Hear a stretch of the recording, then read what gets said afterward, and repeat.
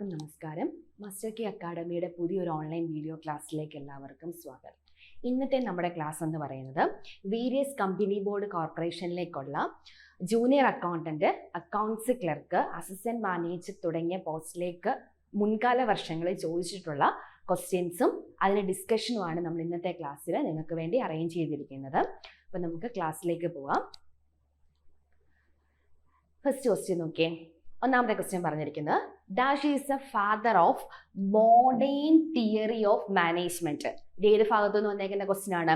നമ്മുടെ 4ാമത്തെ മൊഡ്യൂളായ മാനേജ്മെന്റിന്റെ ഭാഗത്തു നിന്ന് വന്നേക്കുന്ന ക്വസ്റ്റ്യൻ ആണ്. ക്വസ്റ്റ്യൻ ചോദിച്ചിരിക്കുന്നത് എന്താണ്? ഈ 4 ഓപ്ഷൻസിൽ നിന്നും ആരാണ് നമ്മുടെ മാനേജ്മെന്റ് എങ്ങനത്തെയാണ് മോഡേൺ തിയറി ഓഫ് മാനേജ്മെന്റിന്റെ ഫാദർ ആരാണെന്നാണ് നമ്മുടെ ക്വസ്റ്റ്യന്.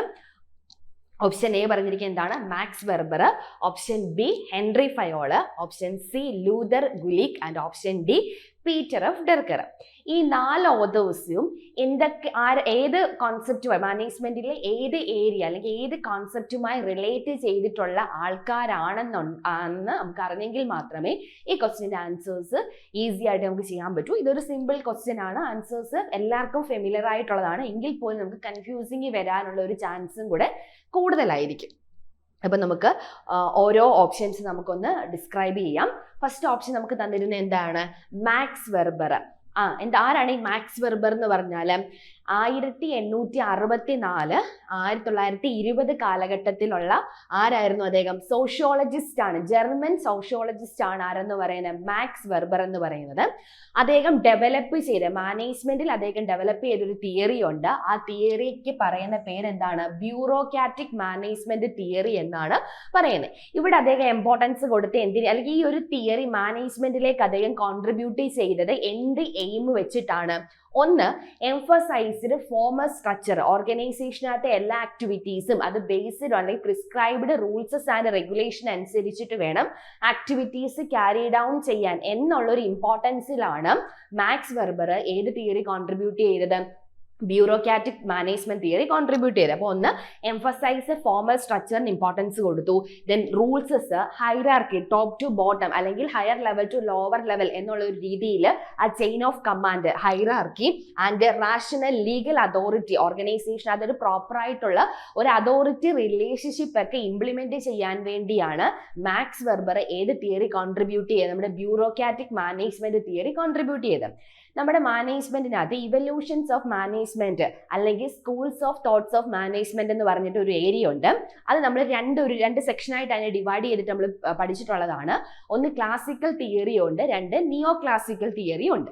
ഈ ക്ലാസിക്കൽ തിയറി ഓഫ് മാനേജ്മെന്റിനെ നമ്മൾ വീണ്ടും സബ് ഡിവൈഡ് ചെയ്ത് ഒരു 3 കാറ്റഗറി ആയിട്ട് നമ്മൾ സബ് ഡിവൈഡ് ചെയ്ത് പഠിച്ചിട്ടുണ്ടായിരുന്നു. ഒന്നാമത്തെ എന്താണ്? സയന്റിഫിക് മാനേജ്മെന്റ് ആണ്. ആരാണ് ഫാദർ ഓഫ് സയന്റിഫിക് മാനേജ്മെന്റ് എന്ന് പറഞ്ഞാൽ? FW ടൈലർ ആണ്. രണ്ടാമത്തെയാണ് നമ്മൾ പഠിച്ചത് അഡ്മിനിസ്ട്രേറ്റീവ് തിയറി ഓഫ് മാനേജ്മെന്റ്. ആരാണ്? Henry Fayol. ദെൻ മൂന്നാമത്തെയാണ് ആരെന്ന് പറയുന്നത്? ബ്യൂറോക്രാറ്റിക് മാനേജ്മെന്റ് തിയറി എന്ന് പറയുന്നത് കോൺട്രിബ്യൂട്ട് ചെയ്ത ആൾ ആരാണ്? മാക്സ് വെർബർ ആണ് കോൺട്രിബ്യൂട്ട് ചെയ്തത്. അപ്പൊ മാക്സ് വെർബർ ഏതുമായിട്ട് റിലേറ്റ് ചെയ്ത് വരുന്നതാണ്? നമ്മുടെ ക്ലാസിക്കൽ തിയറി ഓഫ് മാനേജ്മെന്റിനകത്ത് വരുന്ന ഒരു പോയിന്റ് അല്ലെങ്കിൽ ഒരു കോൺട്രിബ്യൂഷൻ ആണ് ആര് കൊണ്ടുവന്നേക്കുന്നത്? മാക്സ് വെർബറിന്റെ ബ്യൂറോക്രാറ്റിക് മാനേജ്മെന്റ് തിയറി എന്ന് പറയുന്നത്. രണ്ടാമത്തെ ഓപ്ഷൻ എന്താണ്? Henry Fayol. നമുക്കറിയാം ആരാ ഹെൻറി ഫയോള്? മാനേജ്മെന്റിനകത്തെ 14 പ്രിൻസിപ്പിൾസ് കോൺട്രിബ്യൂട്ട് ചെയ്ത ആളാണ് ആരെന്ന് പറയുന്നത്? ഹെൻറി ഫയോൾ എന്ന് പറയുന്നത്. അദ്ദേഹത്തെ നമ്മളെ എന്തായിട്ടാണ് വിശേഷപ്പെടുത്തുന്നത്? Father of modern management theory എന്നാണ് നമ്മൾ അദ്ദേഹത്തെ അറിയപ്പെടുന്നത്. അല്ലെങ്കിൽ father of modern management theory അല്ലെങ്കിൽ father of general management theory എന്നൊക്കെ പറയുന്നത് ആരാണ്? അത് ഹെൻറി ഫയോൾ ആണ്. അദ്ദേഹമാണ് മാനേജ്മെന്റിനകത്ത് എന്ത് കോൺട്രിബ്യൂട്ട് ചെയ്തത്? 14 പ്രിൻസിപ്പിൾസ് കോൺട്രിബ്യൂട്ട് ചെയ്ത ആൾ ആരാണ്? ഹെൻറി ഫയോൾ ആണ്. അതുകൊണ്ട് നമ്മൾ അദ്ദേഹത്തിന് എന്തെന്ന് പറയുന്നത്? Father of modern management theory അല്ലെങ്കിൽ father of general management theory എന്ന് നമ്മൾ പറയുന്നുണ്ട്. ജനറൽ മാനേജ്മെന്റ് തിയറീസും ഒന്നി മോഡേൺ തിയറി ഓഫ് മാനേജ്മെന്റ് അല്ലെങ്കിൽ ജനറൽ മാനേജ്മെന്റ് തിയറിയുടെ ഫാദർ എന്നും അറിയപ്പെടുന്നത് ആരാണ്? നമ്മുടെ ഹെൻറി ഫയോൾ ആണ്. അദ്ദേഹമാണ് 14 പ്രിൻസിപ്പിൾസ് കോൺട്രിബ്യൂട്ട് ചെയ്തേക്കുന്നത്. ദെൻ അടുത്ത നമ്മുടെ ഓപ്ഷൻ ഏതായിരുന്നു? ലുതർ ഗുലീക്ക് ആണ്. ലുതർ ഗുലീക്ക് എന്ന് പറയുന്ന അദ്ദേഹം ഒരു അമേരിക്കൻ പബ്ലിക് അഡ്മിനിസ്ട്രേഷൻ സ്കോളർ ആണ്. അദ്ദേഹത്തിന്റെ വർക്കാണ് നമ്മുടെ മാനേജ്മെന്റ്, ഫങ്ഷൻസ് ഓഫ് മാനേജ്മെന്റുമായിട്ട് റിലേറ്റ് ചെയ്തു വരുന്ന ഏതാണ്? Planning, organising, staffing, directing, coordinating, reporting and budgeting, ഇത്രയും ഫങ്ഷൻസ് കോൺട്രിബ്യൂട്ട് ചെയ്ത ആളാണ് ആരെന്ന് പറയുന്നത്? ലുതർ ഗുലീക്ക് എന്ന് പറയുന്നത്. ലുതർ ഗുലീക്ക് കോൺട്രിബ്യൂട്ട് ചെയ്ത ഫങ്ഷൻസ് ഓഫ് മാനേജ്മെന്റ് എന്താണ്? ഒന്ന് പ്ലാനിങ്, രണ്ട് organising, staffing, directing, coordinating, reporting and budgeting ആണ് അദ്ദേഹം എന്ത് ചെയ്തേക്കുന്നത്? കോൺട്രിബ്യൂട്ട് ചെയ്തേക്കുന്നത്. ലാസ്റ്റ് ആളാണ് ആരെന്ന് പറയുന്നത്? പീറ്റർ ഡെർക്കർ എന്ന് പറയുന്നത്. പീറ്റർ ഡെർക്കർ എന്ന് പറയുമ്പോഴേ നമ്മുടെ മനസ്സിലേക്ക് വരുന്ന വാക്ക് ഏതാണ്? MBO ആണ്, മാനേജ്മെന്റ് ബൈ ഒബ്ജക്റ്റീവ് ആണ്. മാനേജ്മെന്റ് ബൈ ഒബ്ജക്റ്റീവ്സിന്റെ ഫാദർ എന്ന് പറഞ്ഞാൽ ആരാണത്? അദ്ദേഹം ആരാണ്? പീറ്റർ ഓഫ് ഡെർക്കർ ആണ്. ഇത്രയായിരുന്നു നമ്മുടെ 4 ഓപ്ഷൻസ്. നമ്മൾ 4 ഓപ്ഷൻസ് ഡിസ്കസ് ചെയ്തു. ഇനി നമുക്ക് ക്വസ്റ്റ്യനിലേക്ക് വരാം. എന്താണ് question? Father of modern theory of management. Modern theory of management father ആരായിരുന്നു? ഒന്നാമത്തെ ആരാണ്? മാക്സ് വെർബർ. മാക്സ് വെർബർ ഏതുമായിട്ട് റിലേറ്റ് ചെയ്ത് വരുന്നതാണ്? ബ്യൂറോക്രാറ്റിക് മാനേജ്മെന്റുമായിട്ട് കണക്ട് ചെയ്ത് വരുന്ന ആളാണ് ആരെന്ന് പറയുന്നത്? മാക്സ് വെർബർ എന്ന് പറയുന്നത്. ഹെൻറി ഫയോൾ എന്ന് പറയുന്ന ആരാണ്? 14 പ്രിൻസിപ്പിൾസ് കോൺട്രിബ്യൂട്ട് ചെയ്ത ആളാണ്. അദ്ദേഹത്തെ നമ്മൾ എന്താണ് പറഞ്ഞിരിക്കുന്നത്? മോഡേൺ തിയറി ഓഫ് മാനേജ്മെന്റിന്റെ ഫാദർ എന്നാണ് നമ്മൾ ആരെ അറിയപ്പെടുന്നത്? ഹെൻറി ഫയോളിനെ അറിയപ്പെടുന്നത്. ദെൻ ലുതർ ഗുലിക്ക് എന്ന് പറയുന്നത് എന്താണ്? നമ്മുടെ ഫങ്ഷൻസ് ഓഫ് മാനേജ്മെന്റ് കോൺട്രിബ്യൂട്ട് ചെയ്ത ആളാണ് ആരെന്ന് പറയുന്നത്? ലുതർ ഗുലിക്ക് എന്ന് പറയുന്നത്. ദെൻ പീറ്റർ ഓഫ് ഡെർക്കർ എന്ന് പറയുന്നതാണ് ഫാദർ ഓഫ് MBO. MBOയുടെ ഫാദർ ആണ്, മാനേജ്മെന്റ് ബൈ ഒബ്ജക്റ്റീവ്സ്, അല്ലെങ്കിൽ MBOയുടെ ഫാദർ ആണ് ആരെന്ന് പറയുന്നത്? പീറ്റർ ഡെർക്കർ എന്ന് പറയുന്നത്. അപ്പൊ നമ്മുടെ കറക്റ്റ് ആൻസർ ഏതാണ്? ഓപ്ഷൻ ബി ആണ് വരുന്നത്. എന്താണ് നമ്മുടെ question? Father of modern theory of management. അതുപോലെ തന്നെ വേറൊരു കോൺസെപ്റ്റ് നമുക്ക് വരാം. സയന്റിഫിക് മാനേജ്മെന്റിന്റെ ഫാദർ എന്ന് ചോദിച്ചാൽ അത് ആരാണ്? അത് FW ടൈലർ ആണ്. കൺഫ്യൂസിങ് വരുന്നത്. സയന്റിഫിക് മാനേജ്മെന്റിന്റെ ഫാദർ എന്ന് ചോദിച്ചാൽ അത് ആരാണ്? FW ടൈലറും. അതുപോലെ മോഡേൺ മാനേജ്മെന്റ് തിയറി അല്ലെങ്കിൽ ജനറൽ മാനേജ്മെന്റ് തിയറിയുടെ ഫാദർ എന്ന് ചോദിച്ചാൽ അത് ആരാണ്? അത് ഹെൻറി ഫയോൾ ആണ്. MBOയുടെ ഫാദർ എന്ന് ചോദിച്ചാൽ ആരാണ്? പീറ്റർ ഓഫ് ഡെർക്കർ ആണ്. ഇതൊക്കെയാണ് കോമൺ ആയിട്ട് നമുക്ക് ഒരു കൺഫ്യൂസിങ് വരാൻ ചാൻസ് ഉള്ള ഒരു ഏരിയ എന്ന് പറയുന്നത്. സയന്റിഫിക് മാനേജ്മെന്റ്, അതുപോലെ മോഡേൺ മാനേജ്മെന്റ്, MBO, ഇവരുടെ ഈ ഒരു കോൺസെപ്റ്റുകൾ ഡെവലപ്പ് ചെയ്തിട്ടുള്ള സ്കോളേഴ്സിന്റെ പേര് വൃത്തിയായിട്ട് നമ്മൾ പഠിച്ചു വെക്കാം. അപ്പൊ ഫസ്റ്റ് ഒന്നാമത്തെ ക്വസ്റ്റിന്റെ കറക്റ്റ് ആൻസർ ഏതാണ്? Option B. ഏതാണ്? Henri Fayol. നമുക്ക് ഏതാണ് correct answer? Option B, Henri Fayol. രണ്ടാമത്തെ ക്വസ്റ്റ്യൻ നോക്കിയേ. What is the purpose of job analysis in the recruitment and selection process? നമ്മുടെ ഏത് ഭാഗത്തു നിന്ന് വന്നേക്കുന്നത്? വീണ്ടും മാനേജ്മെന്റിന്റെ ഭാഗത്തു നിന്ന് വന്നേക്കുന്ന ക്വസ്റ്റ്യൻ ആണ്. അതിലെ ഏത് ഭാഗത്തു നിന്നുള്ള ക്വസ്റ്റ്യനിൽ തന്നെ സ്പെസിഫൈ ചെയ്യുന്നുണ്ട്. ഏത് ഭാഗത്തു നിന്നാണ്? റിക്രൂട്ട്മെന്റ് ആൻഡ് സെലക്ഷൻ എന്ന് പറയുന്ന ഏരിയാസിൽ നിന്ന് വന്നേക്കുന്ന ക്വസ്റ്റ്യൻ ആണ്. ക്വസ്റ്റ്യൻ എന്ന് പറഞ്ഞാൽ എന്താണ്? റിക്രൂട്ട്മെന്റ് ഏരിയ അല്ലെ റിക്രൂട്ട്മെന്റ് പ്രോസസ്സിലും സെലക്ഷൻ പ്രോസസ്സിലും ജോബ് അനാലിസിസിന്റെ പർപ്പസ് എന്താണെന്നാണ് ക്വസ്റ്റ്യൻ. അപ്പം ഈ ക്വസ്റ്റ്യനിൽ നിന്ന് നമുക്ക് 2 കോൺസെപ്റ്റിന്റെ ആൻസേഴ്സ് നമുക്ക് കിട്ടും. റിക്രൂട്ട്മെന്റും എന്താണ് നമ്മൾ അറിയണം, സെലക്ഷൻ എന്നുള്ള കോൺസെപ്റ്റ് നമ്മൾ എന്താണെന്ന് അറിയണം. ഒരു പോസിറ്റീവായിട്ടുള്ള ഒരു നേച്ചറിൽ വരുന്ന പ്രോസസ് ആയിരിക്കും എപ്പോഴും എന്തെന്ന് പറയുന്നത്? റിക്രൂട്ട്മെന്റ് എന്ന് പറയുന്നത്. ചിലപ്പോൾ ഓപ്ഷൻ തന്നിട്ട് ഇതിൽ നിന്നും പോസിറ്റീവ് നേച്ചറിൽ വരുന്ന ഫാക്ടേഴ്സ് ഐഡന്റിഫൈ ചെയ്യാൻ പറഞ്ഞാൽ അത് ഏതാണ്? അത് റിക്രൂട്ട്മെന്റ് ആണ്. നെഗറ്റീവ് നേച്ചേഴ്സിൽ വരുന്നതാണ് എന്തെന്ന് പറയുന്നത്? സെലക്ഷൻ എന്ന് പറയുന്നത്. എന്തുകൊണ്ടാണ് ഈ റിക്രൂട്ട്മെന്റിനെ പോസിറ്റീവ് എന്നും സെലക്ഷനെ എന്തുകൊണ്ടാണ് നെഗറ്റീവ് എന്നും പറയുന്നത്? ഇപ്പൊ റിക്രൂട്ട്മെന്റ് എന്ന് പറഞ്ഞാൽ ഒരു ഓർഗനൈസേഷനിലേക്ക് ഒരു 10 പോസ്റ്റ് വേക്കന്റ് ആണ്. ഈ 10 പോസ്റ്റിലേക്കും എന്ത് വേണം? കാൻഡിഡേറ്റ്സിനെ വേണം. അപ്പൊ ഇവർ എന്ത് ചെയ്യും? അഡ്വർടൈസ്മെന്റ് കൊടുക്കും. ഇന്നൊക്കെ ക്രൈറ്റീരിയ അല്ലെങ്കിൽ ഇന്നൊക്കെ ക്വാളിഫിക്കേഷൻ എക്സ്പീരിയൻസും ഉള്ള ആൾക്കാർ ജോബിലേക്ക് അപ്ലൈ ചെയ്യും എന്നുള്ള ഒരു അഡ്വർടൈസ്മെന്റ് കൊടുക്കും. അപ്പൊ 10 പോസ്റ്റ് ആണ് ഓർഗനൈസേഷൻ അത് വേക്കന്റ് ആയിട്ട് വരുന്നത്. 100 ആപ്ലിക്കൻസും എന്ത് ചെയ്യും? ആ പോസ്റ്റിലേക്ക് അപ്ലൈ ചെയ്യും. അപ്പൊ ഈ 100 ആപ്ലിക്കൻസിന്റെയും ആപ്ലിക്കേഷൻ ഫോം അവരെന്ത് ചെയ്യും? അത് സ്വീകരിക്കും. ഒന്നും റിജക്റ്റ് ചെയ്യാതെ ആ 100 ആപ്ലിക്കേഷൻ ഫോമും സ്വീകരിക്കുന്ന ആ ഒരു പ്രോസസ്സാണ് എന്തെന്ന് പറയുന്നത്? റിക്രൂട്ട്മെന്റ് എന്ന് പറയുന്നത്. അപ്പൊ ആരെയും അവിടെ എന്ത് ചെയ്യുന്നില്ല? എലിമിനേറ്റ് ചെയ്യുന്നില്ല, അല്ലെങ്കിൽ ആരുടെ ആപ്ലിക്കേഷൻ അവിടെ റിജക്റ്റ് ചെയ്യുന്നില്ല. അതുകൊണ്ടാണ് റിക്രൂട്ട്മെന്റിന് ഏത് പ്രോസസ് എന്ന് അല്ലെങ്കിൽ ഏത് നേച്ചർ എന്ന് പറയുന്നത്? പോസിറ്റീവ് നേച്ചർ എന്ന് പറയും. എന്നാൽ സെലക്ഷൻ എന്ന് പറഞ്ഞാൽ ഈ 100 എണ്ണത്തിൽ നിന്നും നമുക്ക് വേണ്ട 10 ആളെ അല്ലെ 10 പോസ്റ്റിലേക്കാണ് വേണ്ടതെങ്കിൽ ആ ക്രൈറ്റീരിയാസും എക്സ്പീരിയൻസും ബാക്കി കാര്യങ്ങളും ഒക്കെ അതേപോലെ സാറ്റിസ്ഫൈഡ് ആയിട്ട് വരുന്ന 10 ആൾക്കാരെ എടുത്തിട്ട് ബാക്കി 90 പേരുടെ ആപ്ലിക്കേഷൻസ് എന്ത് ചെയ്യും? റിജക്റ്റ് ചെയ്ത് കളയും. അതുകൊണ്ടാണ് സെലക്ഷനെ എന്തെന്ന് പറയുന്നത്? നെഗറ്റീവ് പ്രോസസ്സ് എന്ന് പറയുന്നത്. അപ്പോൾ റിക്രൂട്ട്മെന്റ് എപ്പോഴും പോസിറ്റീവ് പ്രോസസ്സും സെലക്ഷൻ എന്ന് പറഞ്ഞാൽ എപ്പോഴും എന്തോന്നാണ് നെഗറ്റീവ് പ്രോസസ്സുമാണ്. അപ്പോൾ ഈ റിക്രൂട്ട്മെന്റ് പ്രോസസ്സിനകത്തെയും സെലക്ഷൻ പ്രോസസ്സിൻ്റെയും ജോബ് അനാലിസിസിന്റെ പർപ്പസ് എന്താണെന്നാണ് ക്വസ്റ്റ്യൻ ചോദിച്ചിരിക്കുന്നത്. ഫസ്റ്റ് ഓപ്ഷൻ തന്നിരിക്കുന്നത് എന്താണ്? To evaluate the strength and weakness of an applicants. ഒരു ആപ്ലിക്കൻസിന്റെ അല്ലെങ്കിൽ ഒരു കാൻഡിഡേറ്റ്സിന്റെ സ്ട്രെങ്തും വീക്ക്നെസ്സും ഇവാലുവേറ്റ് ചെയ്യുന്നു. രണ്ടെന്ന് പറഞ്ഞാൽ to identify the best candidate for a job. ഒരു ജോബിലേക്കുള്ള നല്ല ബെസ്റ്റ് ആയിട്ടുള്ള കാൻഡിഡേറ്റിനെ ഐഡന്റിഫൈ ചെയ്യാൻ വേണ്ടി യൂസ് ചെയ്യുന്നു.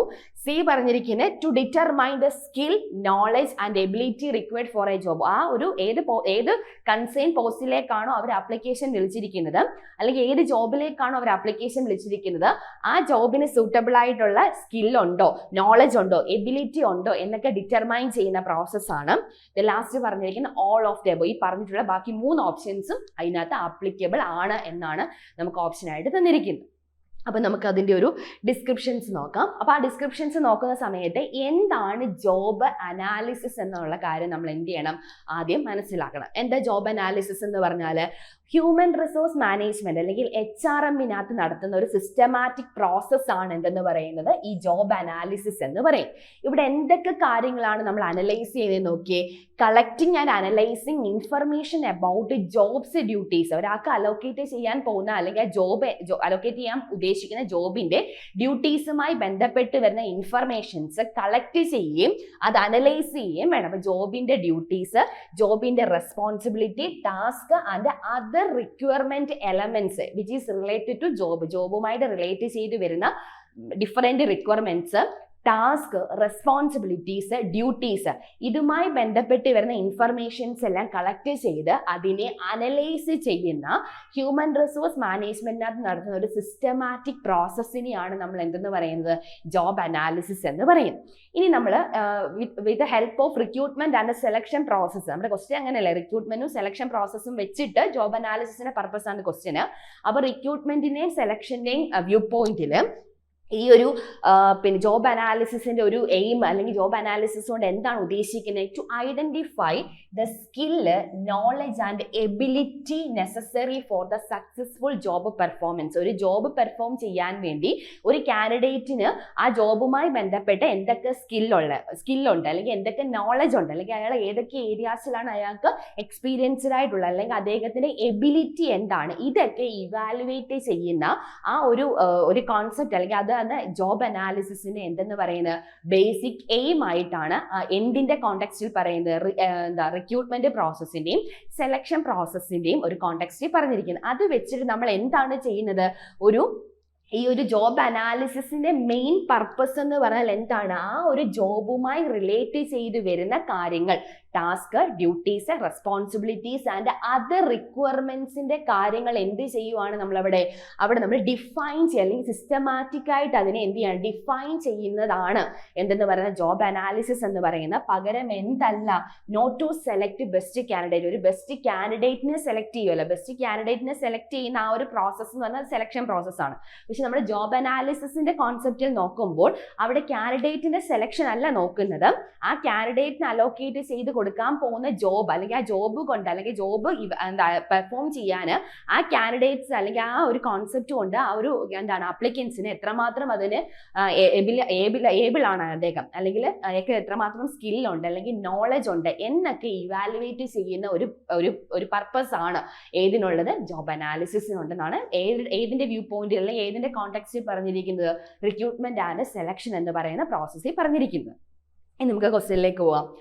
എന്താണ് ജോബ് അനാലിസിസ് എന്ന് പറഞ്ഞാൽ? ഓർക്കുക, ജോബ് അനാലിസിസിന്റെ പർപ്പസ് എന്ന് പറഞ്ഞാൽ ഒരിക്കലും എന്ത് ഇവാലുവേറ്റ് ചെയ്യുകയല്ല, ഒരു കാൻഡിഡേറ്റ് അല്ലെങ്കിൽ ബെസ്റ്റ് ആയിട്ടുള്ള ഒരു കാൻഡിഡേറ്റിന്റെ സെലക്ഷൻ അല്ല അവിടെ ഉദ്ദേശിക്കുന്നത്. പകരം എന്താണ്? ആ ജോബുമായി റിലേറ്റ് ചെയ്ത് വരുന്ന ഡ്യൂട്ടീസും ടാസ്കും റെസ്പോൺസിബിലിറ്റീസും ഒക്കെ അദ്ദേഹത്തിന് പെർഫോം ചെയ്യാനുള്ള എബിലിറ്റി ഉണ്ടോ, സ്കില്ലുണ്ടോ, നോളജ് ഉണ്ടോ എന്ന് ഇവാലുവേറ്റ് ചെയ്യുന്നതിനെയാണ് നമ്മൾ എന്തെന്ന് പറയുന്നത്? ജോബ് അനാലിസിസ് എന്ന് പറയുന്നത്. അപ്പോൾ ഫസ്റ്റ് ഓപ്ഷൻ നമുക്ക് തന്നിരിക്കുന്നത് to evaluate the strength and weakness of a job applicant. ഒരു ജോബ് ആപ്ലിക്കന്റിന്റെ സ്ട്രെങ്തും വീക്ക്നെസ് ഇവാലുവേറ്റ് ചെയ്യാം. നമ്മൾ ഓൾറെഡി പറഞ്ഞു ജോബ് അനാലിസിസിന്റെ പർപ്പസ് എന്ന് പറഞ്ഞാൽ വിച്ച് ഈസ് നോട്ട് എന്തല്ല അതിൽ പറഞ്ഞിരിക്കുന്നത് which is not to select a best candidate. ഒരു ബെസ്റ്റ് കാൻഡിഡേറ്റിനെ സെലക്ട് ചെയ്യുന്നതല്ല, അല്ലെ കാൻഡിഡേറ്റിന്റെ സ്ട്രെങ്തും വീക്ക്നെസ്സും അല്ല നമ്മൾ ഏതുകൊണ്ട് ഇവാലുവേറ്റ് ചെയ്യുന്നത്, ജോബ് അനാലിസിസ് കൊണ്ട് ഇവാലുവേറ്റ് ചെയ്യുന്നത്. അപ്പം ഓപ്ഷൻ എ എന്താണ്, റോങ് ആയിട്ടുള്ളതാണ്. Then option B, to identify the best candidate for a job. അത് തന്നെ നമ്മൾ പറഞ്ഞു ജോബ് അനാലിസിസിന്റെ പർപ്പസേ അല്ല എന്തെന്ന് പറയുന്നത് നല്ലൊരു കാൻഡിഡേറ്റിനെ സെലക്ട് ചെയ്യുക എന്നുള്ളത്. പിന്നെ എന്താണ്, to determine the skill, knowledge and ability required for a job. ആ ജോബ് ചെയ്യൽ അല്ലെങ്കിൽ ജോബിൽ ഇംപ്ലിമെന്റ് ആയിട്ടുള്ള ടാസ്കും റെസ്പോൺസിബിലിറ്റീസും അത് റിക്വയർമെന്റ്സും ഒക്കെ ചെയ്യാൻ വേണ്ടി ആ ജോബ് ആപ്ലിക്കൻസിന് സ്കില്ലുണ്ടോ, നോളജ് ഉണ്ടോ, എക്സ്പീരിയൻസ്ഡ് ആണോ, അദ്ദേഹത്തിന് എബിലിറ്റി ഉണ്ടോ എന്നൊക്കെ ഇവാലുവേറ്റ് ചെയ്യുന്നതാണ് ഏതിന്റെ ബേസിക് പർപ്പസ് എന്ന് പറയുന്നത്, ജോബ് അനാലിസിസിന്റെ ബേസിക് പർപ്പസ് ആയിട്ട് പറയുന്നത്. അപ്പൊ രണ്ടാമത്തെ ക്വസ്റ്റിന്റെ കറക്റ്റ് ആൻസർ എന്ന് പറഞ്ഞാൽ ഏതാണ്, ഓപ്ഷൻ സി ആണ് വരുന്നത്. To determine the skill, knowledge and ability required for a job. ഇപ്പൊ രണ്ടിന്റെ കറക്റ്റ് ആൻസർ ഏതാണ്, ഓപ്ഷൻ സി ആണ് വരുന്നത്. ദെൻ മൂന്നാമത്തെ ക്വസ്റ്റ്യൻ നോക്കിയേ, cross elasticity of demand between tea and coffee is. ഇത് ഏത് ഭാഗത്തു നിന്ന് വന്നേക്കുന്നതാ, നമ്മുടെ മാനേജറിയൽ എക്കണോമിക്സ് എന്ന് പറയുന്ന മൊഡ്യൂളിന്റെ ഭാഗത്തു നിന്ന് വന്നേക്കുന്ന ക്വസ്റ്റ്യൻ ആണ്. അതിൽ ഏത് ഏരിയാസിൽ നിന്ന് വന്നേക്കുന്നത്, നമ്മുടെ ഇലാസ്റ്റിസിറ്റി ഓഫ് ഡിമാൻഡ് ഉണ്ട്, ആ ഇലാസ്റ്റിസിറ്റി ഓഫ് ഡിമാൻഡിനകത്തെ ക്രോസ് ഇലാസ്റ്റിസിറ്റിയുടെ ഭാഗത്തു നിന്ന് വന്നേക്കുന്നതാണ്.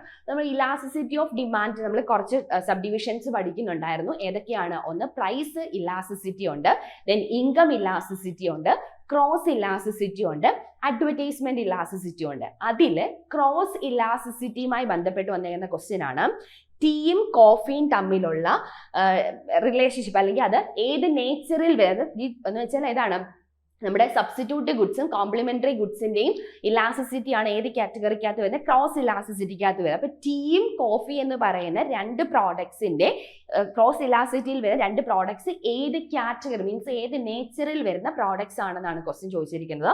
ഓപ്ഷൻ എ പറഞ്ഞിരിക്കുന്ന പോസിറ്റീവ് നേച്ചർ, ഓപ്ഷൻ ബി പറഞ്ഞിരിക്കുന്ന infinity nature, option C negative nature and option D zero എന്ന് പറയുന്നത്. അപ്പം ഇതിൽ ഈ ടീ എന്താണ്, ടീയും കോഫിയും ഏത് കാറ്റഗറി ഓഫ് പ്രോഡക്ട്സ് അല്ലെങ്കിൽ ഏത് കാറ്റഗറി ഓഫ് ഗുഡ്സിനകത്ത് വരുന്നതാണ് നമ്മൾ നോക്കണം. ഈ ക്രോസ് ഇലാസ്റ്റിസിറ്റിയിൽ നമ്മൾ ഗുഡ്സിനെ രണ്ട് കോൺസെപ്റ്റുകളായിട്ടാണ് ഡിവൈഡ് ചെയ്യുന്നത്. ഒന്ന് സബ്സ്റ്റിറ്റ്യൂട്ട് ഗുഡ്സും രണ്ട് എന്താണ്, കോംപ്ലിമെന്ററി ഗുഡ്സും. അപ്പൊ ഈ ടീയും കോഫി എന്ന് പറയുന്നത് ഏത് കാറ്റഗറിക്കകത്ത് വരുന്നതാണ്, അത് എപ്പോഴും സബ്സ്റ്റിറ്റ്യൂട്ട് ഗുഡ്സിനകത്ത് വരുന്നതാണ്. അത് ഒന്നിന് പകരം മറ്റൊന്ന് യൂസ് ചെയ്യാൻ പറ്റുന്നത്. ഇപ്പൊ ടീ ഇപ്പൊ നമുക്ക് ദാഹിക്കുന്നു അല്ലെങ്കിൽ നമുക്ക് ചായ കുടിക്കാൻ ഒരു ആഗ്രഹം, ചായ കുടിക്കാൻ അവിടെ ചെന്നപ്പോൾ ചായ ഇല്ലാത്തൊരു സിറ്റുവേഷൻ, അപ്പൊ നമുക്ക് നമ്മുടെ ആ ഒരു ആഗ്രഹം അല്ലെങ്കിൽ ആ ഒരു ദാഹം മാറ്റാൻ നമുക്ക് ചായക്ക് പകരം കോഫിയോ അല്ലെങ്കിൽ വേറെ ഏതെങ്കിലും സോഫ്റ്റ് ഡ്രിങ്കോ അവിടെ യൂസ് ചെയ്യാം. അപ്പൊ ഒന്നിന് പകരം അതേ നേച്ചറിൽ വരുന്ന വേറൊരു പ്രോഡക്ട്സ് യൂസ് ചെയ്യാൻ പറ്റുന്നതിനെയാണ് നമ്മൾ എന്തെന്ന് പറയുന്നത്, സബ്സ്റ്റിറ്റ്യൂട്ട് ഗുഡ്സ് എന്ന് പറയുന്നത്. അപ്പൊ ടീ കോഫി എന്ന് സ്പെസിഫൈ ചെയ്യുന്നുണ്ട്. അപ്പൊ നമ്മൾ ഏത് ഗുഡ്സ് ആണെന്ന് അറിഞ്ഞിരിക്കണം, സബ്സ്റ്റിറ്റ്യൂട്ട് ഗുഡ്സ് ആണ്. അപ്പൊ ഈ സബ്സ്റ്റിറ്റ്യൂട്ട് ഗുഡ്സ് ക്രോസ് ഇലാസ്റ്റിറ്റിയിൽ വരുമ്പോൾ ഏത് നേച്ചറാണ് നമ്മൾ എന്ത് ചെയ്യണം അറിഞ്ഞിട്ടുണ്ടായിരുന്നു, അത് പോസിറ്റീവ് ആണോ നെഗറ്റീവ് ആണോ സീറോ ആണോ അതോ ഇൻഫിനിറ്റ് ആണോ എന്ന് അറിഞ്ഞെങ്കിൽ മാത്രമേ ഈ ക്വസ്റ്റ്യൻ ആൻസർ നമുക്ക് ചെയ്യാൻ പറ്റത്തുള്ളൂ. അപ്പൊ നമുക്കൊരു എക്സ്പ്ലനേഷൻ നോക്കാം. എന്താണ് ആ ഒരു എക്സ്പ്ലനേഷൻ, ഈ ഡയഗ്രാം അങ്ങ് നോക്കിയേച്ചാൽ മതി. ഇവിടെ പറഞ്ഞിരിക്കുന്നത് നമ്മൾ ഓൾറെഡി പറഞ്ഞു, ക്രോസ് ഇലാസ്റ്റിസിറ്റിക്കകത്ത് രണ്ട് ഗുഡ്സിന്റെ നേച്ചേഴ്സ് ആണ് പറയുന്നത്. ഒന്ന് എന്താണ്, സബ്സ്റ്റിറ്റ്യൂട്ട് ഗുഡ്സും രണ്ടെന്താണ്, കോംപ്ലിമെന്ററി ഗുഡ്സുമാണ്. ഇനി ഈ സബ്സ്റ്റിറ്റ്യൂട്ട് ഗുഡ്സിലും കോംപ്ലിമെന്ററി ഗുഡ്സിലും കുറച്ച് കണ്ടീഷൻസ്, രണ്ട് കണ്ടീഷൻസ് ഉണ്ട്. ആ കണ്ടീഷൻസിന്റെ മൂവ്മെന്റ് എങ്ങനെയാണെന്ന് നോക്കാം. സബ്സ്റ്റിറ്റ്യൂട്ട് ഗുഡ്സിന്റെ ഒന്നാമത്തെ കണ്ടീഷൻ എന്ന് പറയുന്നത് അൻ ഇൻക്രീസ് ഇൻ പ്രൈസ് ബി എന്ന് പറയുന്ന ഒരു പ്രോഡക്റ്റ് ആണ്. അപ്പൊ ഒരു ബി എന്ന് പറയുന്ന ഒരു പ്രോഡക്റ്റിന്റെ പ്രൈസ് കൂടുമ്പോൾ അതിന്റെ ആഫ്റ്റർ ഇഫക്റ്റ് എന്ന് പറഞ്ഞാൽ എന്താണ്, എ എന്ന് പറയുന്ന ഗുഡ്സിന്റെ ഡിമാൻഡ് അവിടെ എന്ത് ചെയ്യുവാണ് വരുന്നത്, ഇൻക്രീസ് ചെയ്യുവാണ് വരുന്നത്. ഒരു എക്സാമ്പിൾ നോക്കി, ബി എന്ന് പറയുന്നത് ടീയും എ എന്ന് പറയുന്നത് നമുക്കിവിടെ കോഫി ആയിട്ടും എടുക്കാം. അപ്പം ഇവിടെ എന്തിന്റെ പ്രൈസ് കൂടി, ടീയുടെ പ്രൈസ് കൂടി. അപ്പൊ ടീയുടെ പ്രൈസ് കൂടി നിൽക്കുകയാണ്. അപ്പം ടീയുടെ പ്രൈസ് കൂടി, ഓൾറെഡി എന്തിന്റെ പ്രൈസ് കുറഞ്ഞു നിൽക്കുകയാണ്, കോഫിയുടെ പ്രൈസ് കുറഞ്ഞു നിൽക്കുകയാണ്. അപ്പൊ ടീയുടെ പ്രൈസ് കൂടുമ്പോൾ ഓട്ടോമാറ്റിക്കായിട്ട് ആൾക്കാർ എന്താണ് ചെയ്യുന്നത്, ഏത് പ്രോഡക്ട്സിന്റെ ആണോ അതുമായിട്ട് റിലേറ്റ് ചെയ്ത് വരുന്ന ഏത് പ്രോഡക്ട്സിന്റെ പ്രൈസ് ആണോ കുറഞ്ഞു നിൽക്കുന്നത് അങ്ങോട്ടായിരിക്കും ആൾക്കാർ എന്ത് ചെയ്യുന്നത്, കൂടുതൽ പോകുന്നത്. അപ്പൊ കുറഞ്ഞു നിൽക്കുന്ന പ്രോഡക്ട്സിന്റെ എന്തവിടെ ഇൻക്രീസ് ആവും, പ്രൈസ് അവിടെ ഇൻക്രീസ് ആവും. മനസ്സിലായോ? ഒരു പ്രോഡക്ട്സിന്റെ, അതായത് നമ്മുടെ കോംപ്ലിമെന്ററി ക്രോസ് ഇലാസ്റ്റിസിറ്റിയുടെ സബ്സ്റ്റിറ്റ്യൂട്ട് ഗുഡ്സിന്റെ കേസാണ് പറയുന്നത്. ഒരു പ്രോഡക്ട്സിന്റെ പ്രൈസ് കൂടുമ്പോൾ മറ്റ് പ്രോഡക്ട്സിന്റെ, അതിന് സബ്സ്റ്റിറ്റ്യൂട്ട് ആയിട്ട് വരുന്ന പ്രോഡക്ട്സിന്റെ, മറ്റ് പ്രോഡക്ട്സിന്റെ ഡിമാൻഡ് അവിടെ എന്ത് ചെയ്യും? കൂടുവാണ് ചെയ്യുന്നത്. ഇനി രണ്ടാമത്തെ കേസ് ഓക്കെ, ടി എന്ന് പറയുന്ന പ്രോഡക്ട്സിന്റെ പ്രൈസ് അവിടെ കുറഞ്ഞു. പ്രൈസ് അവിടെ എന്താണ് ചെയ്യുന്നത്? കുറവാണ്. അപ്പൊ എല്ലാ ആൾക്കാരും മുമ്പ് പ്രൈസ് കൂടിയപ്പോ എങ്ങോട്ട് പോയായിരുന്നു? കോഫിയിലോട്ട് പോയി. അപ്പൊ ടീയുടെ പെട്ടെന്ന് എന്ത് കുറഞ്ഞു? പ്രൈസ് കുറഞ്ഞപ്പോൾ അവിടെ കോഫിക്ക് ഡിമാൻഡ് ആയപ്പോൾ ഓട്ടോമാറ്റിക്കായിട്ട് എന്തും കൂടി കാണും, കോഫിയുടെ പ്രൈസും കൂടി കാണും. അപ്പൊ പെട്ടെന്ന് ടീയുടെ പ്രൈസ് കുറഞ്ഞപ്പോൾ എന്തിന്റെ ഡിമാൻഡ് അവിടെ കുറഞ്ഞു? കോഫിയുടെ ഡിമാൻഡ് അവിടെ എന്ത് ചെയ്തു? കുറഞ്ഞു. ഇപ്പൊ രണ്ടും ഒരേ ഡയറക്ഷനിലല്ലേ? നോക്കിയേ, ഇൻക്രീസിങ് പ്രൈസ് ഒരു പ്രോഡക്ട്സിന്റെ പ്രൈസ് ഇൻക്രീസ് ചെയ്തപ്പോൾ മറ്റ് പ്രോഡക്ട്സിന്റെ ഡിമാൻഡ് എന്ത് ചെയ്തു? ഇൻക്രീസ് ആണ്. രണ്ടും ഒരേ ഡയറക്ഷനിലാണ് മൂവ് ചെയ്യുന്നത്, അല്ലാതെ ഓപ്പോസിറ്റ് ഡയറക്ഷനിലല്ല. രണ്ടാമത്തെ സിറ്റുവേഷൻ നോക്കിയേ, പിന്നെ ടി എന്ന് പറയുന്ന പ്രോഡക്ട്സിന്റെ പ്രൈസ് കുറഞ്ഞു, ഡിക്രീസ് ചെയ്തപ്പോൾ എ എന്ന് പറയുന്ന കോഫി എന്ന് പറയുന്ന പ്രോഡക്ട്സിന്റെ ഡിമാൻഡും അവിടെ എന്ത് ചെയ്തു? കുറവാണ് ചെയ്യുന്നത്. അപ്പൊ രണ്ടും ഒരേ ഡയറക്ഷനിലാണ്, മീൻസ് പോസിറ്റീവ് ഡയറക്ഷനിലാണ് ഏത് പോകുന്നത്? സബ്സ്റ്റിറ്റ്യൂട്ട് ഗുഡ്സിന്റെ ഫ്ലോ എന്ന് പറയുന്നത്. ഇതിന്റെ ഒരു നേരെ റിവൈസ് ഓപ്ഷൻ ആണ് ഏതെന്ന് പറയുന്നത്? കോംപ്ലിമെന്ററി ഗുഡ്സ് എന്ന് പറയുന്നത്. അപ്പൊ ഈ സബ്സ്റ്റിറ്റ്യൂട്ട് ഗുഡ്സ് എന്ന് പറയുന്നത് ഏത് നേച്ചറിൽ വരും? പോസിറ്റീവ് നേച്ചറിലായിരിക്കും വരുന്നത്. ഇനി കോംപ്ലിമെന്ററി ഗുഡ്സിന്റെ കേസ് നോക്കിയാൽ, ഇവിടെ പി എന്ന് പറയുന്ന പ്രോഡക്ട്സിന്റെ പ്രൈസ് കൂടിയപ്പോൾ, റിവൈസ് അന്ന് പറഞ്ഞല്ലോ, അപ്പൊ എന്ത് ചെയ്യും? എ എന്ന് പറയുന്ന പ്രോഡക്ട്സിന്റെ ഡിമാൻഡ് അവിടെ എന്താണ് ചെയ്യുന്നത്? കുറവാണ് ചെയ്യുന്നത്. ഒന്ന് കൂടിയപ്പോൾ ഒന്ന് കുറഞ്ഞു. രണ്ടും എന്തോ ഡയറക്ഷനല്ല, ഓപ്പോസിറ്റ് ഡയറക്ഷനിലേക്കായിരിക്കും ആണ് പോകുന്നത്. രണ്ടാമത്തെ സിറ്റുവേഷൻ നോക്കിയേ, പി എന്ന് പറയുന്ന പ്രോഡക്ട്സിന്റെ പ്രൈസ് കുറഞ്ഞപ്പോൾ എ എന്ന് പറയുന്ന പ്രോഡക്ട്സിന്റെ ഡിമാൻഡ് അവിടെ എന്ത് ചെയ്തു? കൂടി. അപ്പൊ അതും എന്താണ്? രണ്ടും ഓപ്പോസിറ്റ് ഡയറക്ഷനിലേക്കാണ് പോകുന്നത്. അതുകൊണ്ട് കോംപ്ലിമെന്ററി ഗുഡ്സിന്റെ കേസ് എന്ന് പറഞ്ഞാൽ എന്താണ്? നെഗറ്റീവ് നേച്ചർ ആയിരിക്കും വരുന്നത്. മനസ്സിലായോ? സബ്സ്റ്റിറ്റ്യൂട്ട് ഗുഡ്സിന്റെ നേച്ചർ എന്ന് പറഞ്ഞാൽ പോസിറ്റീവ് ആണ്. കാരണം എന്താണ്? ഒരു പ്രോഡക്ട്സിന്റെ പ്രൈസ് കൂടിയപ്പോൾ മറ്റ് പ്രോഡക്ട്സിന്റെ ഡിമാൻഡും കൂടുവാണ് ചെയ്യുന്നത്. രണ്ടാമത്തെ സിറ്റുവേഷൻ, ഒരു പ്രോഡക്ട്സിന്റെ പ്രൈസ് കുറഞ്ഞപ്പോൾ മറ്റു പ്രോഡക്ട്സിന്റെ ഡിമാൻഡും അവിടെ എന്ത് ചെയ്യുന്നു? കുറഞ്ഞു. രണ്ടും ഒരേ ഡയറക്ഷനിൽ പോകുന്നത് കൊണ്ടാണ് സബ്സ്റ്റിറ്റ്യൂട്ട് ഗുഡ്സ് ഏത് നേച്ചറിൽ വരുന്നത്? പോസിറ്റീവ് നേച്ചറിൽ വരുന്നത്. ഇനി കോംപ്ലിമെന്ററി ഗുഡ്സിന്റെ കേസ് എടുത്തു കഴിഞ്ഞാൽ, ഒരു പ്രോഡക്ട്സിന്റെ പ്രൈസ് കൂടിയപ്പോൾ മറ്റ് പ്രോഡക്ട്സിന്റെ ഡിമാൻഡ് അവിടെ കുറവാണ് ചെയ്തത്. രണ്ടാമത്തെ സിറ്റുവേഷൻ നോക്കിയേ, ഒരു പ്രോഡക്ട്സിന്റെ പ്രൈസ് കുറഞ്ഞപ്പോൾ വേറെ പ്രോഡക്ട്സിന്റെ ഡിമാൻഡ് അവിടെ കൂടുവാണ്. രണ്ട് വഴിക്കാണ് പോകുന്നത്, മീൻസ് എന്നാൽ ഇൻവേഴ്സ് ആയിട്ട് അല്ലെങ്കിൽ ഓപ്പോസിറ്റ് ഡയറക്ഷനിലാണ് പോകുന്നത്. അതുകൊണ്ട് അത് ഏത് നേച്ചറിലായിരിക്കും വരുന്നത്? നെഗറ്റീവ് നേച്ചറിലായിരിക്കും വരുന്നത്. ഇനി നമുക്ക് ക്വസ്റ്റ്യനിലേക്ക് പോവാം. ഇവിടെ ടീയും കോഫി എന്ന് പറയുന്നുണ്ട്. അപ്പൊ ടീയും കോഫിയും ഏത് കാറ്റഗറിക്കകത്ത് വരുന്ന ഗുഡ്സ് ആണെന്ന് നമ്മൾ ആദ്യം ഐഡന്റിഫൈ ചെയ്യുക. ഏത് കാറ്റഗറി വരുന്നതാണ്? സബ്സ്റ്റിറ്റ്യൂട്ട് എന്ന് പറയുന്ന കാറ്റഗറി വരുന്നതാണ്. സബ്സ്റ്റിറ്റ്യൂട്ടിന്റെ കേസ് എന്താ പറഞ്ഞിരിക്കുന്നത്? ഒരു പ്രോഡക്ട്സിന്റെ പ്രൈസ് കൂടുമ്പോൾ ഓപ്പോസിറ്റ് നിൽക്കുന്ന പ്രോഡക്ട്സിന്റെ അവിടെ കൂടും? ഡിമാൻഡ് അവിടെ എന്ത് ചെയ്യും? കൂടുവാണ് ചെയ്യുന്നത്. ഇനി അടുത്ത പ്രോഡക്ട്സിന്റെ പ്രൈസ് ഇവിടെ കുറയുമ്പോൾ ഓപ്പോസിറ്റ് നിൽക്കുന്ന പ്രോഡക്ട്സിന്റെ ഡിമാൻഡ് ഇവിടെ എന്ത് ചെയ്യും? കുറയുവാണ് ചെയ്യുന്നത്. അപ്പൊ രണ്ടും എങ്ങനത്തെ ഡയറക്ഷനിലാണ്? ഒരേ ഡയറക്ഷനിലാണ് പോകുന്നത്. ഒരേ ഡയറക്ഷനിൽ പോയാൽ അത് ഏത് നേച്ചറിൽ വരുന്ന ഗുഡ്സ് ആയിരിക്കും?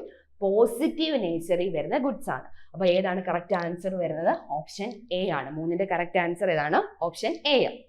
ഇനിയും ഈ ടീ കോഫി എന്ന് പറയുന്നതിന് പകരം ഏതെങ്കിലും കോംപ്ലിമെന്ററി ഗുഡ്സ് ആണെന്നിരിക്കട്ടെ, അങ്ങനെയാണെന്നുണ്ടെങ്കിൽ ഇതെന്താണ്? രണ്ടും രണ്ട് ഡയറക്ഷനിൽ പോകും. എന്ന് വെച്ചാൽ എന്താണ്? ഒരു പ്രോഡക്ട്സിന്റെ പ്രൈസ് കൂടിയ കഴിഞ്ഞാൽ ഡിമാൻഡ് കുറയും, ഒരു പ്രോഡക്ട്സിന്റെ പ്രൈസ് കുറയുമ്പോൾ ഡിമാൻഡ് കൂടും. ഓപ്പോസിറ്റ് ഡയറക്ഷനിലാണ് പോകുന്നത്. അങ്ങനെയാണെങ്കിൽ ഏത് വരും? നെഗറ്റീവ് ആണ് വരുന്നത്. പക്ഷെ ഇവിടെ സബ്സ്റ്റിറ്റ്യൂട്ട് ഗുഡ്സ് ആയതുകൊണ്ടും ടീയും കോഫിയും സബ്സ്റ്റിറ്റ്യൂട്ട് ഗുഡ്സ് ആണ്, രണ്ടും ഒരേ ഡയറക്ഷൻ, പ്രൈസും ഡിമാൻഡും ഒരേ ഡയറക്ഷനിൽ പോകുന്നത് കൊണ്ട് തന്നെ അത് ഏത് നേച്ചറിലായിരിക്കും വരുന്നത്? പോസിറ്റീവ് നേച്ചറിലായിരിക്കും വരുന്നത്. ഈ ഇൻഫിനിറ്റി സീറോ എന്ന് പറയുന്ന ക്രോസ് ഇലാസ്റ്റിസിറ്റിക്കകത്ത് വരത്തില്ല. ക്രോസ് ഇലാസ്റ്റിസിറ്റിക്കകത്ത് രണ്ട് ഇതേ വരത്തുള്ളൂ. ഒന്ന് പോസിറ്റീവ് നേച്ചറും രണ്ട് നെഗറ്റീവ് നേച്ചറും. കാരണം അവിടെ സബ്സ്റ്റിറ്റ്യൂട്ട് ഗുഡ്സും കോംപ്ലിമെന്ററി ഗുഡ്സും മാത്രമേ ഉള്ളൂ. അതുകൊണ്ടാണ് പോസിറ്റീവ് നേച്ചറും നെഗറ്റീവ് നേച്ചറും വരുന്നത്.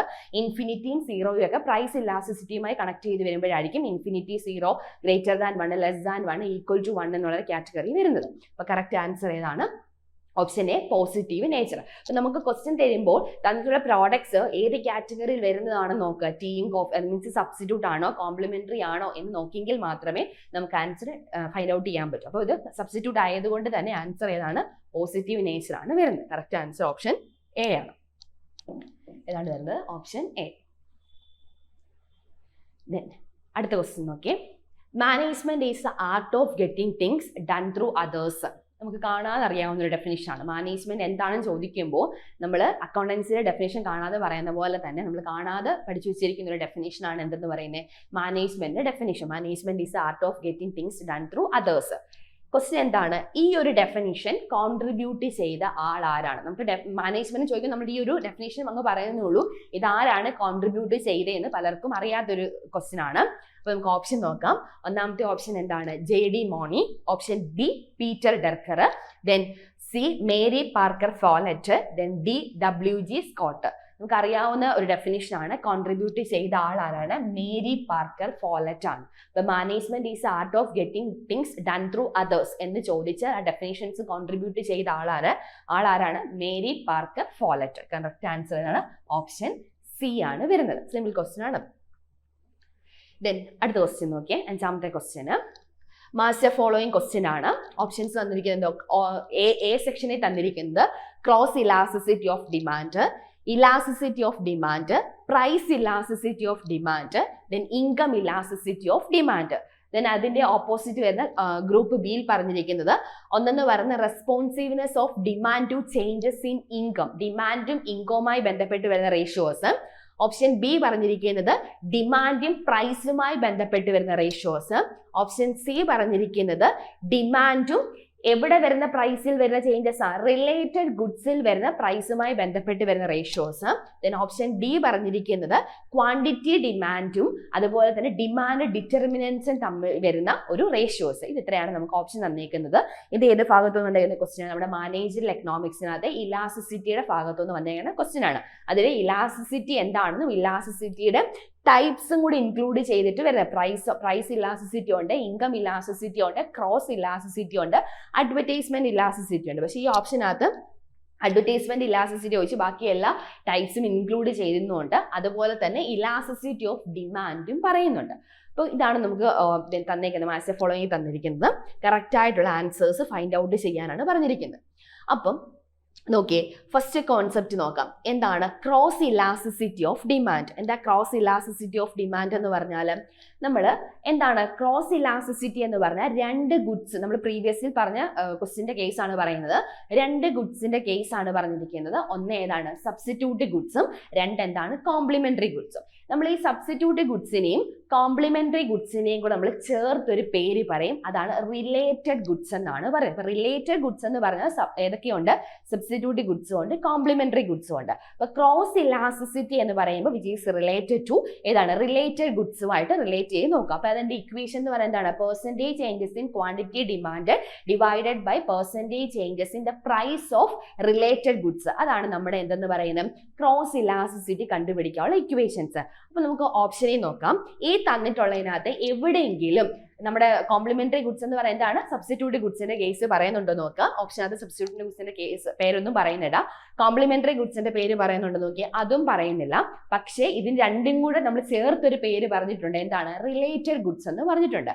അപ്പൊ ഓപ്ഷനകത്ത് എവിടെയെങ്കിലും റിലേറ്റഡ് ഗുഡ്സ് തന്നിട്ടുണ്ടോ നോക്കിയേ, ഉണ്ടല്ലോ. നമ്മുടെ സി എന്താണ്, the responsiveness of demand to the changes in price of related goods. അപ്പം ക്രോസ് ഇലാസ്റ്റിസിറ്റി കാൽക്കുലേറ്റ് ചെയ്യുന്ന ഇക്വേഷൻ എന്ന് പറഞ്ഞാൽ എന്താണ്, EC is equal percentage changes in quantity demanded divided by percentage change in price of related goods. ഇതാണ് നമ്മുടെ എന്തെന്ന് പറയുന്നത്, cross elasticity എന്ന് പറയുന്നത്. ഇതാണ് ഇക്വേഷൻ എന്ന് പറയുന്നത്. അപ്പൊ ക്രോസ് ഇലാസ്റ്റിസിറ്റി എന്ന് പറഞ്ഞാൽ എന്താണ് വരുന്നത്, ഒന്ന് സി ആണ് നമുക്ക് വരുന്നത്. അപ്പൊ ഇതിന്റെ ആൻസർ എന്താണ് വരുന്നത്, ഒന്നാണ് വരുന്നത്. അപ്പൊ നമുക്ക് അത് വെച്ചിട്ട് എന്തെങ്കിലും എലിമിനേറ്റ് ചെയ്യാൻ പറ്റുമോ നോക്കാം. ഒന്ന്, അതായത് ഒന്ന് സി വരുന്ന എന്തെങ്കിലും ഉണ്ടോ നോക്കിയേ. ഒന്ന് സി വരുന്നത് ഏത് മാത്രമേ ഉള്ളൂ, ഓപ്ഷൻ സി വരുന്നുണ്ട്. അതായത് ഒന്നിന്റെ കേസ് സി ആണ് വന്നേക്കുന്നത്. നമുക്ക് അടുത്തത് കൂടെ നോക്കാം. അടുത്ത എന്താണ്, ഇലാസ്റ്റിസിറ്റി ഓഫ് ഡിമാൻഡ്. എന്താണ് ഇലാസ്റ്റിസിറ്റി ഓഫ് ഡിമാൻഡ് എന്ന് പറഞ്ഞാൽ, അതെന്ന് പറഞ്ഞാൽ അതിന്റെ ഒരു മീനിങ് നമ്മൾ എന്താ പഠിച്ചിരിക്കുന്നത്, ഈ സെയിം ഇക്വേഷൻ തന്നെയാണ് നമ്മൾ മീൻസ് ഇക്വേഷനിൽ തന്നെ നമുക്ക് പറയാം. ഇലാസ്റ്റിസിറ്റി ഓഫ് ഡിമാൻഡ് എന്ന് പറയുന്നത് percentage changes in quantity demand divided by എന്താണ്, പെർസെന്റേജ് ചേഞ്ച് ഇൻ പ്രൈസ് ആണെന്നുണ്ടെങ്കിൽ അതെന്താണ്? നമ്മുടെ ഇലാസ്റ്റിസിറ്റി ആണ്. പ്രൈസ് എന്ന് പറഞ്ഞാൽ അതിനകത്ത് ഡിമാൻഡ് ഡിറ്റർമിനൻസുമായി റിലേറ്റ് ചെയ്ത് വരുന്ന എല്ലാ ഫാക്ടേഴ്സും വരും. അതിനകത്ത് പ്രൈസസ് വരാം, കൺസ്യൂമേഴ്സിന്റെ ടേസ്റ്റ്, പ്രിഫറൻസ്, ബൈങ് ബിഹേവിയർ എല്ലാം ഇൻക്ലൂഡ് ചെയ്തിട്ട് വരുന്ന ഡിമാൻഡ് ഡിറ്റർമിനൻസും അതുപോലെ പ്രോഡക്ട്സിന്റെ ക്വാണ്ടിറ്റി ഡിമാൻഡും തമ്മിലുള്ള ഒരു റേഷ്യോ അല്ലെങ്കിൽ ഒരു റെസ്പോൺസീവ്നെസ്സിനെയാണ് നമ്മൾ എന്തെന്ന് പറയുന്നത്?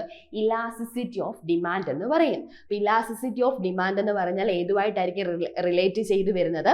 Which is related to responsiveness of quantity demand to changes in demand determinants. Demand determinants പറഞ്ഞാൽ പ്രൈസും അതിന്റെ ബാക്കി വരുന്ന കൺസ്യൂമേഴ്സിന്റെ ബൈങ് ബിഹേവിയറും ടേസ്റ്റും പ്രിഫറൻസും എല്ലാം വരുന്നതാണ്. അപ്പൊ അത് തമ്മിലുള്ള റെസ്പോൺസീവ്നെസ് അല്ലെങ്കിൽ പെർസെൻറ്റേജ് അല്ലെങ്കിൽ റേഷ്യോസിനെയാണ് നമ്മൾ എന്തെന്ന് പറയുന്നത്? ഇലാസ്റ്റിസിറ്റി എന്ന് പറയുന്നത്. അപ്പൊ രണ്ടിന്റെ കറക്റ്റ് ആൻസർ വരുന്നത് ഏതാണ്? ഓപ്ഷൻ ഡി ആണ് വരുന്നത്. അപ്പൊ ഇതാണ് രണ്ടെന്ന് പറയുന്നത്. ദെൻ അടുത്ത ഓപ്ഷൻ നോക്കിയേ, മൂന്നാമത്തെ പ്രൈസ് ഇലാസ്റ്റിസിറ്റി ഓഫ് ഡിമാൻഡ്. എന്താ പ്രൈസ് ഇലാസ്റ്റിസിറ്റി ഓഫ് ഡിമാൻഡ് എന്ന് പറഞ്ഞാൽ? EP is equal percentage changes in quantity demanded divided by എന്തായിരിക്കും? percentage changes in price എന്ന് പറയുന്ന ഒരു കോൺസെപ്റ്റ് ആണ് ഏതെന്ന് പറയുന്നത്? നമ്മുടെ പ്രൈസ് ഇലാസ്റ്റിസിറ്റി എന്ന് പറയും. അപ്പൊ അതുമായിട്ട് റിലേറ്റ് ചെയ്ത് വരുന്ന ഏതാണ്? Responsiveness of demand to the changes in price ആണ് വരുന്നത്. അപ്പൊ ഓപ്ഷൻ ബി 3 വരുന്നത് ഏതാണ്? ബി ആണ് വരുന്നത്. ലാസ്റ്റ് വരുന്ന ഏതാണ്? ഇൻകം ഇലാസ്റ്റിസിറ്റി ആണ്. എന്താ ഇൻകം ഇലാസ്റ്റിസിറ്റിയുടെ ഇക്വേഷൻ എന്ന് പറഞ്ഞാൽ അതിനെ നമ്മൾ EI എന്നാണ് ഡിനോട്ട് ചെയ്യുന്നത്. EI is equal percentage changes in quantity demand divided by percentage changes in income of a consumer. കൺസ്യൂമറിന്റെ ഇൻകം. അതാണ് ഏതെന്ന് പറയുന്നത്? നമ്മുടെ ഇൻകം ഇലാസ്റ്റിസിറ്റി ഓഫ് ഡിമാൻഡ് എന്ന് പറയുന്നത്. അപ്പൊ അതേതാണ്? Responsiveness of demand to the changes in income ആണ് വരുന്നത്. അതായത് 4 ആണ് വരുന്നത്. അപ്പൊ എ എന്ന് പറയുന്നത് എന്താണ്? 4 ആണ് വരുന്നത്. ഇത് ഇത്രയാണ് നമ്മുടെ കറക്റ്റ് ഓപ്ഷൻസ് എന്ന് പറയുന്നത്. അപ്പൊ ഒന്നാമത്തെ നോക്കിയേ, 1 വരുന്ന ഏതാണ്? സി ആണ് വരുന്നത്. 1 വരുന്നത് സി ആണ്. കറക്റ്റ് ആൻസർ വരുന്നത് ഓപ്ഷൻ സി ആണ് വരുന്നത്. 1 സി വരും. 2 ഇലാസ്റ്റിസിറ്റി ഓഫ് ഡിമാൻഡ് എന്ന് പറഞ്ഞാൽ എന്താണ്? Responsiveness of quantity demand to change in its demand determinants എന്ന് പറഞ്ഞാൽ ഏതാണ് വരുന്നത്? 2 ഡി ആണ് വരുന്നത്. 2 ഡി വന്നു. അടുത്ത പ്രൈസ് ഇലാസ്റ്റിസിറ്റി എന്ന് പറയുന്നത് എന്താണ്? Responsiveness of demand to changes in price ആണ് വരുന്നത് എന്ന് പറയുന്നതാണ് ഓപ്ഷൻ ബി ആണ് വരുന്നത്. ലാസ്റ്റ് ഇൻകം ഇലാസ്റ്റിസിറ്റി എന്ന് പറയുന്നത് ഏതാണ്? Responsiveness of demand to changes in income ആണ് വരുന്നത്. നോക്കിയേ, 1 വരുന്നത് സി ആണ്. ഓപ്ഷൻ ഇവിടെ വരുന്നത് സി ആണ് കറക്റ്റ് ആയിട്ട് വരുന്നത്. 1 വരുന്നത് ഏതാണ്? സി. 1 എന്ന് പറഞ്ഞാൽ cross elasticity which is related to demand to changes in price of related goods. Then അത് കഴിഞ്ഞിട്ട് 2 വരുന്നത് ഏതാണ്? ബി ആണ്. ബി എന്ന് പറയുന്നത് ഏതാണ്? സോറി, ബി അല്ല, ഡി ആണ് വരുന്നത്. നമ്മുടെ കറക്റ്റ് ആൻസർ എന്ന് പറയുന്നത് ഏതാണ്? ഓപ്ഷൻ സി ആണ് വരുന്നത്. അതായത് 1 എന്ന് പറയുന്നത് സിയും, 2 എന്ന് പറയുന്നത് ഡിയും, 3 എന്ന് പറയുന്നത് ബിയും, ദെൻ 4 എന്ന് പറയുന്നത് എയുമാണ് നമ്മുടെ എന്തെന്ന് പറയുന്നത് കറക്റ്റ് ആയിട്ടുള്ള ആൻസർ. അത് വരുന്നത് ഏതാണ്? ഓപ്ഷൻ സി ആണ് നമ്മുടെ എന്തെന്ന് പറയുന്നത് കറക്റ്റ് ആയിട്ടുള്ള ആൻസർ. നമ്മൾ ആ ഒരു ഇക്വേഷൻസ് കിട്ടിയാൽ നമുക്ക് ബാക്കി നമുക്ക് കണ്ടുപിടിക്കാവുന്നേ ഉള്ളൂ. അപ്പോൾ പ്രൈസ് ഇലാസ്റ്റിസിറ്റി ആണെന്നുണ്ടെങ്കിൽ നമ്മുടെ ഇക്വേഷൻ എന്താണ്? Percentage changes in quantity demand divided by percentage changes in price ആണ്. ദെൻ ആ പ്രൈസ് ഇലാസ്റ്റിസിറ്റി മാറി ഇൻകം ഇലാസ്റ്റിസിറ്റി വരുമ്പോൾ പ്രൈസ് മാറ്റി അവിടെ എന്താക്കി വെച്ചാൽ മതി? ഇൻകം ആക്കി വെച്ചാൽ മതി. ഇനി അഡ്വർടൈസ്മെന്റ് ആണ് വരുന്നതെങ്കിൽ അതുപോലെ percentage changes in advertisement spend for a product എന്നാക്കി വെച്ചാൽ മതി. അതുപോലെ ക്രോസ് ഇലാസ്റ്റിസിറ്റി ആണ് വരുന്നതെങ്കിൽ percentage changes in price of a related goods. അത് വെച്ചിട്ട് നമുക്ക് ഈ 4 ഇലാസ്റ്റിസിറ്റിയും ഇക്വേഷൻസും നമുക്ക് ഫൈൻഡ് ഔട്ട് ചെയ്യാൻ പറ്റും. അതിന്റെ മീനിങ് എന്താണെന്ന് നമുക്ക് ഐഡന്റിഫൈ ചെയ്യാൻ പറ്റും. അപ്പൊ കറക്റ്റ് ആൻസർ എന്ന് പറയുന്നത് 5ന്റെ കറക്റ്റ് ആൻസർ ഓപ്ഷൻ സി ആണ് വരുന്നത്. ദെൻ അടുത്ത 6ാമത്തെ ക്വസ്റ്റ്യൻ നോക്കി. The number of subordinator being efficiently and effectively managed by an individual manager. ഏത് ഭാഗത്തുനിന്ന് വന്നേക്കുന്നതാണ്? നമ്മുടെ മാനേജ്മെന്റ് ഭാഗത്തുനിന്ന് വന്നേക്കുന്നതാണ്. ഒരു മാനേജർ, അതൊരു ഇൻഡിവിജ്വൽ മാനേജറിന് എത്ര സബോർഡിനേറ്റ് അല്ലെങ്കിൽ നമ്പർ ഓഫ് സബോർഡിനേറ്റിനെ ഇഫക്റ്റീവായിട്ടും എഫിഷ്യൻ്റ് ആയിട്ടും മാനേജ് ചെയ്യാൻ പറ്റുന്ന ആ പ്രോസസ്സിന് പറയുന്ന പേരെന്താണെന്നാണ് ക്വസ്റ്റ്യൻ ചോദിച്ചിരിക്കുന്നത്. ഓപ്ഷൻ എ പറഞ്ഞിരിക്കുന്നതാണ് esprit de corps, option B authority, option C span of control and option D level of management. Question ശ്രദ്ധിച്ചോണം. ഒരു ഇൻഡിവിജ്വൽ മാനേജറിന് എത്ര നമ്പർ ഓഫ് സബോർഡിനേറ്റിനെ ഇഫക്റ്റീവായിട്ട് അല്ലെങ്കിൽ ഇഫക്റ്റീവ് ആൻഡ് എഫിഷ്യന്റ് ആയിട്ട് അവർക്ക് മാനേജ് ചെയ്യാൻ പറ്റുന്ന ആ നമ്പർ ഓഫ് സബോർഡിനേറ്റിന് ആ ഒരു നമ്പേഴ്സ് അതിന് പറയുന്ന പേരെന്താണെന്നാണ് ക്വസ്റ്റ്യൻ. നമുക്ക് 4 ഓപ്ഷൻസ് നോക്കാം. ഒന്നാമത്തെ ഓപ്ഷൻ എന്താണ്? എക്സ്പെരിറ്റ് ഡീകോപ്സ്. ഈ എക്സ്പെരിറ്റ് ഡീകോപ്സ് എന്ന് പറയാം which is related to the 14 principles of management. നമ്മുടെ 14 പ്രിൻസിപ്പിൾസ് ഉണ്ട്. ആരാണ് കോൺട്രിബ്യൂട്ട് ഹെൻറി ഫയോൾ കോൺട്രിബ്യൂട്ട് ചെയ്തിട്ടുള്ള 14 പ്രിൻസിപ്പിൾസ് ഉണ്ട്. ഫാദർ ഓഫ് മോഡേൺ മാനേജ്മെന്റ് ആണ് ഹെൻറി ഫയോൾ. അദ്ദേഹം കോൺട്രിബ്യൂട്ട് ചെയ്ത 14 പ്രിൻസിപ്പിൾസിനകത്ത് വരുന്ന ഒരു പ്രിൻസിപ്പിൾ ആണ് എന്തെന്ന് പറയുന്നത്? എക്സ്പെരിറ്റ് ഡീകോപ്സ് എന്ന് പറയുന്നത്. ഈ എക്സ്പെരിറ്റ് ഡീകോപ്സ് എന്ന് പറഞ്ഞാൽ അതിന്റെ മീനിങ് എന്താണ്? നമ്മൾ ആ പ്രിൻസിപ്പിൾ പഠിക്കുമ്പോഴേ നമ്മൾ പഠിച്ചു വെച്ചിരിക്കുന്ന ഒരു കോൺസെപ്റ്റ് ആണ് esprit de corps which is related to union is strength. അതാണ് എക്സ്പെരിറ്റ് ഡീകോപ്സ് എന്ന് പറഞ്ഞാൽ. ആ വാക്ക് പഠിക്കുക. യൂണിയൻ ഈസ് സ്ട്രെങ്ത് എന്ന് പറയുന്നത് sense of unity, team spirit and morale among employee within an organisation. ഒരു ഓർഗനൈസേഷനകത്ത് ഒരു എംപ്ലോയിക്ക് വേണ്ട എന്തൊക്കെയാണ്? ടീം സ്പിരിറ്റ്, യൂണിറ്റി, മൊറാലിറ്റി, ഇതിനെ എല്ലാം കൂടെ നമ്മൾ പറയുന്ന പേരാണ് എന്തെന്ന് പറയുന്നത്? എക്സ്പെരിറ്റ് ഡീകോപ്സ്. മീൻസ് എന്താണ്? Union is strength. അതാണ് എന്തെന്ന് പറയുന്നത്? എക്സ്പെരിറ്റ് ഡീകോപ്സ് എന്ന് പറയുന്നത്. ഇതിന് അടുത്ത എന്താണ്? അതോറിറ്റി. ഇത് നമ്മൾ ഏതിനകത്ത് പഠിച്ചതാണ്? 14 പ്രിൻസിപ്പിൾസിനകത്ത് പഠിക്കുക. Division of work, authority and responsible. ഒന്നാമത്തെ ഡിവിഷൻ ഓഫ് വർക്ക്, രണ്ടാമത്തെ എന്താണ്? അതോറിറ്റി ആൻഡ് റെസ്പോൺസിബിലിറ്റി ആണ്. അപ്പൊ എന്താണ് അതോറിറ്റി എന്ന് പറഞ്ഞാൽ? It is a power to give order to others. മറ്റുള്ളവർക്ക് ഓർഡർ കൊടുക്കാനുള്ള പവറിനെയാണ് നമ്മൾ എന്തെന്ന് പറയുന്നത്? അതോറിറ്റി എന്ന് പറയുന്നത്. ഓർഡർ കൊടുക്കാനുള്ള പവർ മാത്രമല്ല, മേക്ക് ഡിസിഷൻ എടുക്കാനും അതുപോലെ ഓർഗനൈസേഷനിലേക്ക് മറ്റുള്ളവരെയും കൊണ്ട് വർക്ക് ചെയ്യിപ്പിക്കാനുള്ള പവർ, ഇതിനെല്ലാം കൂടെ നമ്മൾ ചേർത്ത് പറയുന്ന പേരാണ് എന്തെന്ന് പറയുന്നത്? അതോറിറ്റി എന്ന് പറയുന്നത്. ഈ അതോറിറ്റി എന്ന് പറഞ്ഞാൽ which is closely linked to എന്തുമായിട്ട് ലിങ്ക് ചെയ്തിട്ടുണ്ട്? റെസ്പോൺസിബിലിറ്റിയുമായിട്ട് ലിങ്ക് ചെയ്തിട്ടുണ്ട്.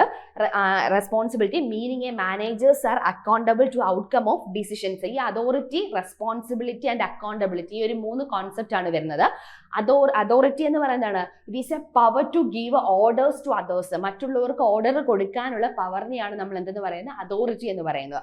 റെസ്പോൺസിബിലിറ്റി എന്ന് പറഞ്ഞാൽ എന്താണ്? It is an obligation to do the duties. ആ ഡ്യൂട്ടീസ് ചെയ്യാനുള്ള ഒബ്ലിഗേഷൻസ്, അതാണ് റെസ്പോൺസിബിലിറ്റി എന്ന് പറയുന്നത്. ദെൻ അക്കൗണ്ടബിലിറ്റി മീൻസ് ആൻസറബിൾ ആണ്. അതായത് അവർ ചെയ്യുന്ന ഓരോ സ്റ്റെപ്പിലും അല്ലെങ്കിൽ ഓരോ ഡിസിഷനിലും അവരെന്താണ്? ആൻസറബിൾ ആണ്. അതാണ് എന്തെന്ന് പറയുന്നത്? അക്കൗണ്ടബിലിറ്റി എന്ന് പറയുന്നത്. അപ്പോൾ ഒരു ഓർഗനൈസേഷനകത്ത് ഈ അതോറിറ്റി, റെസ്പോൺസിബിലിറ്റി എപ്പോഴും എങ്ങനെയായിരിക്കും? ബാലൻസിലായിരിക്കും ഒരു ഓർഗനൈസേഷനകത്ത് എന്ത് ചെയ്യുന്നത്? ഇത് ക്യാരി ഡൗൺ ചെയ്യുന്നത്. അപ്പൊ അതോറിറ്റി എന്ന് പറയുന്നത് എന്താണ്? It is a power to give order to others and make decisions.